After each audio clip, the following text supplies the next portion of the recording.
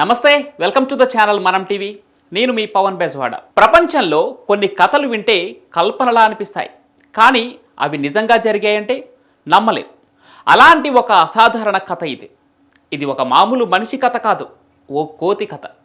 ఒక సాధారణ కోతి రైల్వే ఉద్యోగిగా మారి ప్రపంచాన్ని ఆశ్చర్యపరిచిన కథ ఇది. 19వ శతాబ్దంలో దక్షిణాఫ్రికాకు చెందిన జేమ్స్ వైడ్ అనే వ్యక్తికి ట్రైన్ అంటే చాలా ఇష్టం.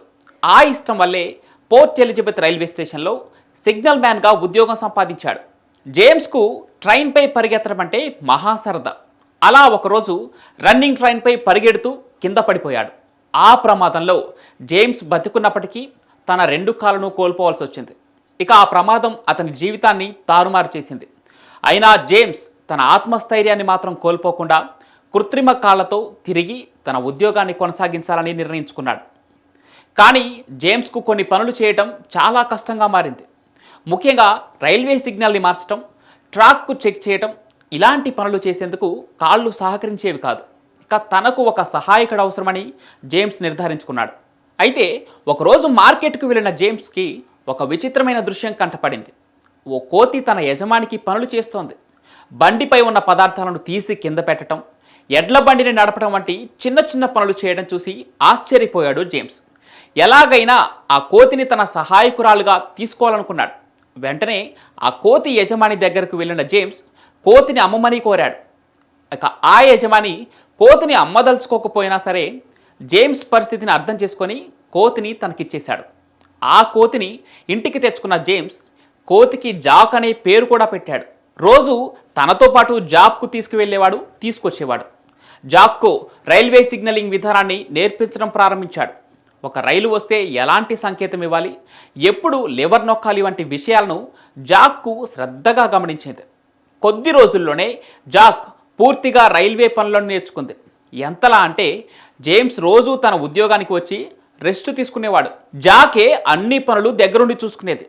ట్రైన్ హారన్ శబ్దాన్ని బట్టి ట్రాక్ను మార్చి రైలును సరైన ప్లాట్ఫామ్కు పంపేది. ఇలా కాలం గడుస్తూ వచ్చింది. ఒక కోతి చేస్తున్న రైల్వే ఉద్యోగం గురించి అక్కడి చుట్టుపక్కల వాళ్ళందరూ చాలా ఆశ్చర్యంగా మాట్లాడుకునేవాళ్ళు. జాక్ చేస్తున్న ఉద్యోగాన్ని చూసేందుకు భారీగా ప్రజలు కూడా వచ్చేవారు.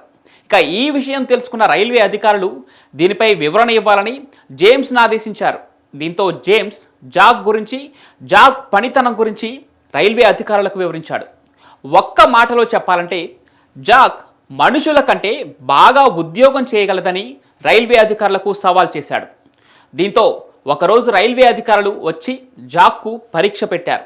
ఆ పరీక్షలో జాక్ ఒక్క తప్పు కూడా చేయకుండా పాస్ అయింది. అధికారులు ఆశ్చర్యపోయారు. ఒక కోతి ఇటువంటి పని చేయగలదా అని నమ్మలేకపోయారు. వెంటనే జాక్ని అధికారికంగా రైల్వే ఉద్యోగిగా నియమించారు. అంతేకాదు జాక్కు జీతం కూడా ఇవ్వాలని నిర్ణయించారు రైల్వే అధికారులు. ప్రతి నెల జీతం రూపంలో పండ్లు, బిస్కెట్లతో పాటు వారానికి ఒక బీర్ కూడా ఇచ్చేవారట. ఇక జాక్ అలా 9 సంవత్సరాలు రైల్వే ఉద్యోగిగా పనిచేసింది. ఒక్కరోజు కూడా లీవ్ కూడా తీసుకోలేదు. ఆశ్చర్యకరమైన విషయం ఏంటంటే జాక్ తన 9 ఏళ్ల ఉద్యోగ కాలంలో ఒక్క తప్పు కూడా చేయలేదు. కాలంతో పాటు జాక్ ఆరోగ్యం క్షీణించింది. జాక్కు టీబీ వ్యాధి సోకింది. తన ఉద్యోగానికి రాజీనామా చేసింది. జాక్ తన చివరి రోజుల్లో జేమ్స్తో చాలా ఆనందంగా గడిపేదట. చివరకు 1890లో జాక్ కాలం చేసింది. ఇక జాక్ మరణం తర్వాత జాక్ పుర్రెను దక్షిణాఫ్రికాలోని గ్రాహన్స్ టౌన్లోని అల్బానీ మ్యూజియంలో భద్రపరిచారు.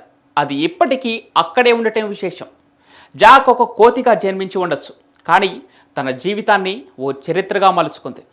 జీవితాంతం ఒక్క తప్పు చేయలేదు. ధైర్యం కోల్పోయిన మనిషికి బలంగా నిలిచిన ఒక వానరం. ఈ జాక్ కథ మీకు ఎలా అనిపించిందో కామెంట్ సెక్షన్లో తెలపండి. వీడియో నచ్చితే లైక్ చేసి షేర్ చేయండి. ఇలాంటి ఆసక్తికరమైన వీడియోల కోసం మనం టీవీని సబ్స్క్రైబ్ చేసుకోండి.